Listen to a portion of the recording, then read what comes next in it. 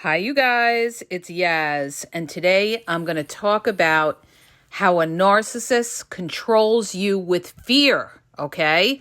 This is why a lot of people end up with anxiety and depression after being around a narcissist for so long, because they instill fear into you. And I'm going to go into about 9 or 10 reasons how they control you by fear, all right? Now, before I get started, let me just bring this up. You have to understand something. A narcissist themselves is an anxious person, okay? They're not satisfied with themselves. They're unhappy underneath, even though they put on a fake front that they're happy, they're living this great life.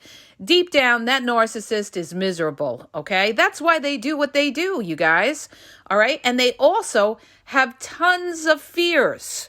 But what they do is they control you with fear. They want to put the fear into you, okay? So a narcissist's number one goal is to make you codependent on them, that you always need them, all right? This way, they can control you. So what's one way that they control you with fear? By threatening to leave you, okay?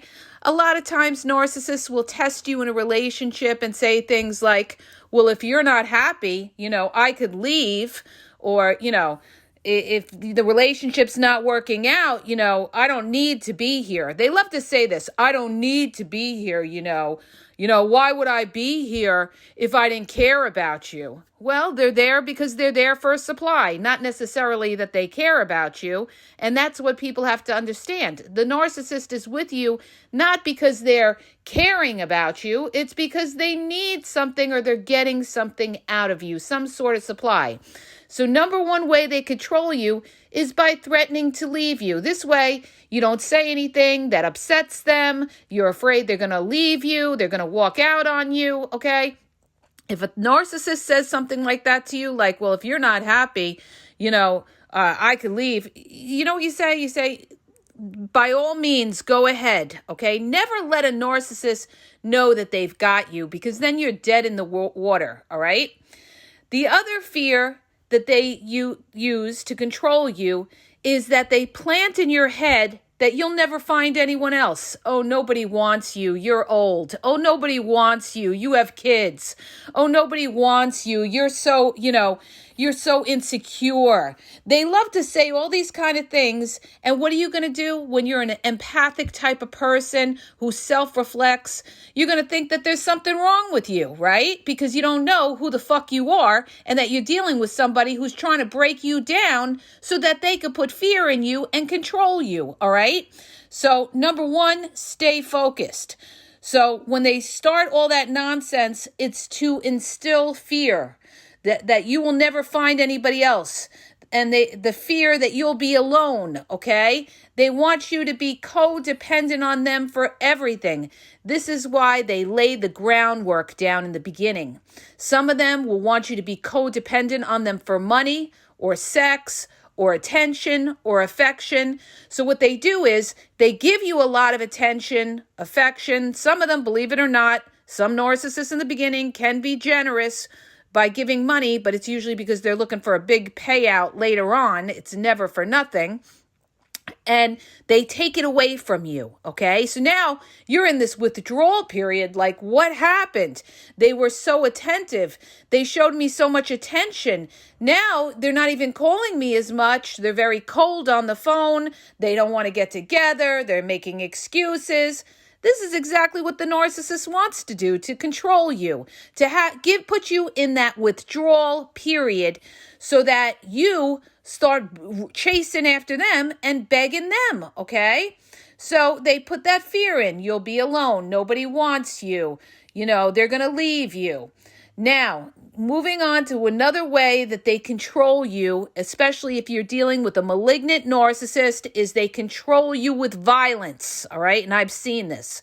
And what do I mean by that? That means that when that malignant narcissist has you and they feel that you're not going anywhere, what they'll do is when you bring something up, they'll get violent. They may punch the wall.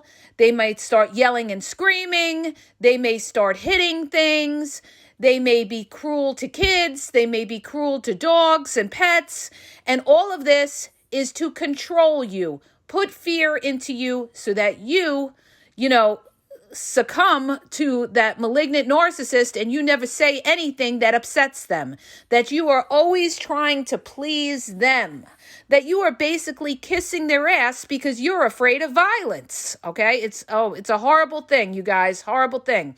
When you're dealing with a malignant narcissist, you will be walking on eggshells. You will be fearful because this person can get violent. All right? And they can be very dangerous. So you never, ever take on a malignant narcissist toe to toe. All right? So this is what you see on Dateline in 48 Hours, where, they tell the malignant narcissist they're going to leave them, divorce them. And you know what? 24 hours later, they find them dead somewhere. Why? Because the malignant narcissist was losing control and snapped out. So you guys, here's what it is. They put that fear of violence in you by, getting physical. So, you're afraid. So that's why you have to leave in silence, have a support system in place, all right? And say nothing. Never let them know what you're doing. Have a plan to get out when you're dealing with a malignant, violent narcissist, okay? Moving on to the way a narcissist puts that fear in you to control you. There is that fear they will cheat on you, okay? And I've dealt with somebody like that where I always was in fear that this person was going to cheat, and like you would call when you're trauma bonded to somebody, what you do and you're in fear of them cheating on you is you're constantly calling them up to see where they are, and because you have this uneasiness that you feel they're out doing something, okay?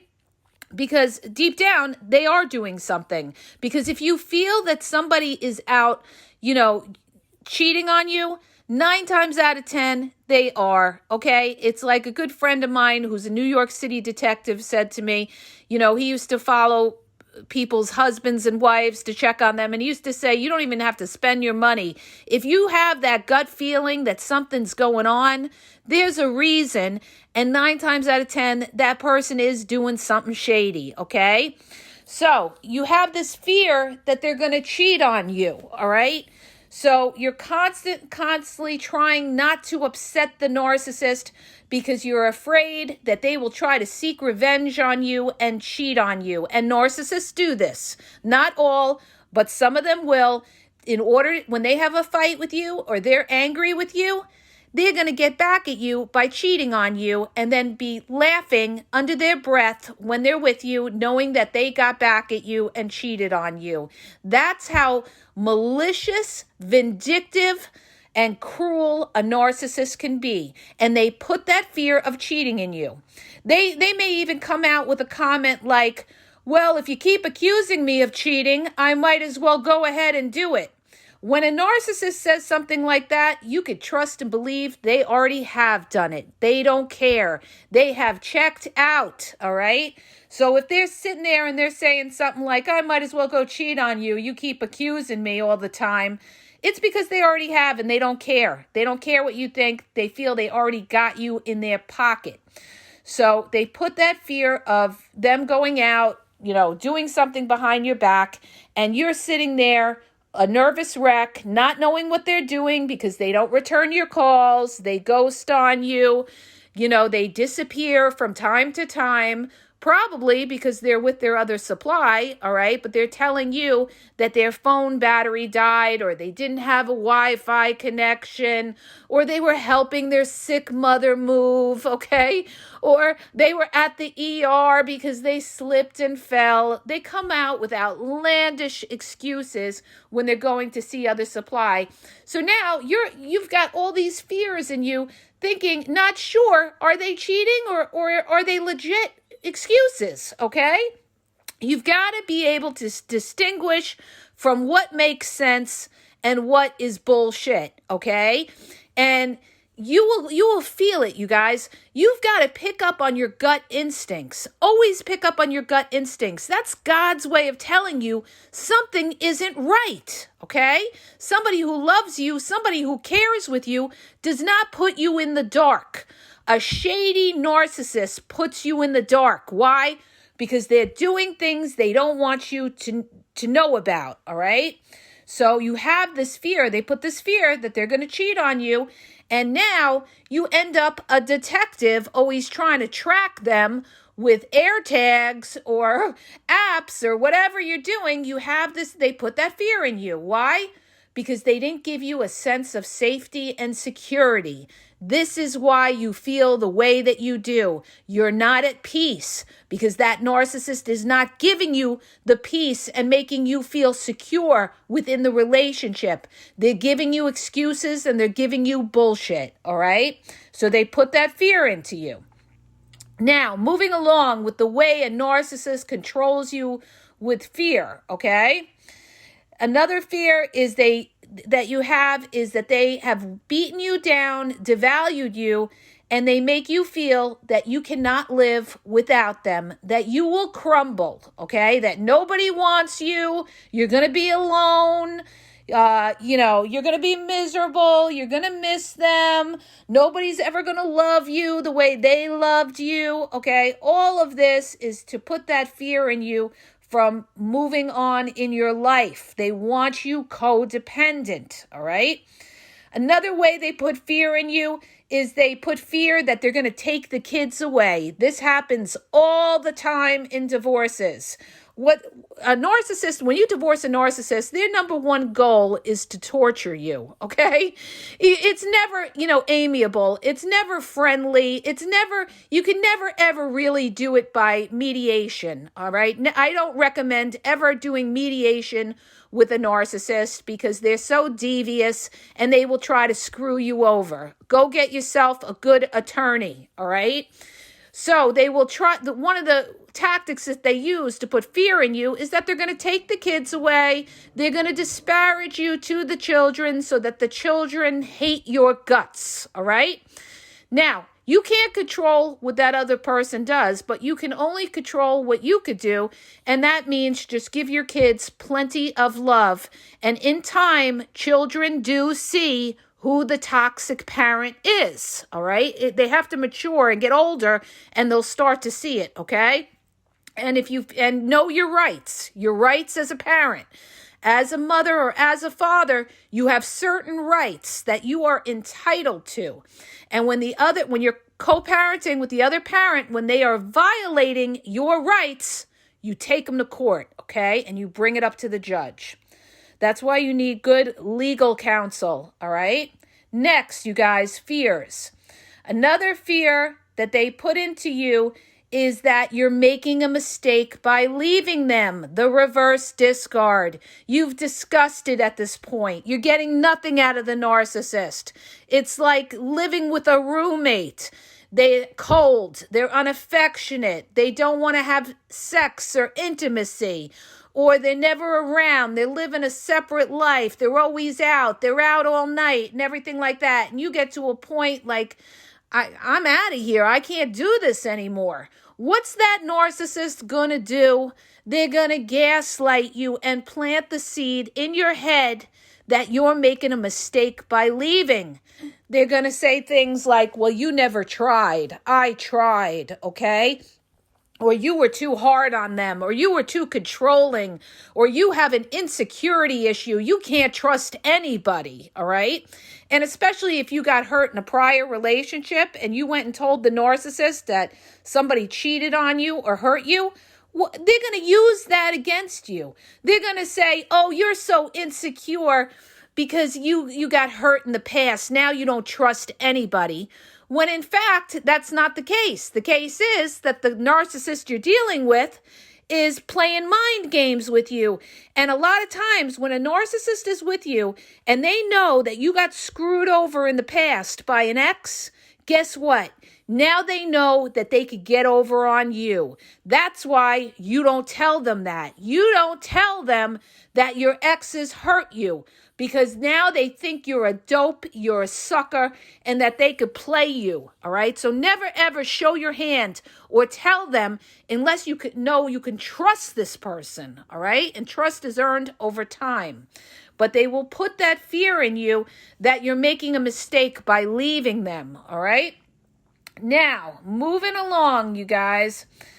The last fear that they use to try to control you is they put that fear that they're going, well, actually, there's two other ways they fear you. The other fear is that they're going to smear you.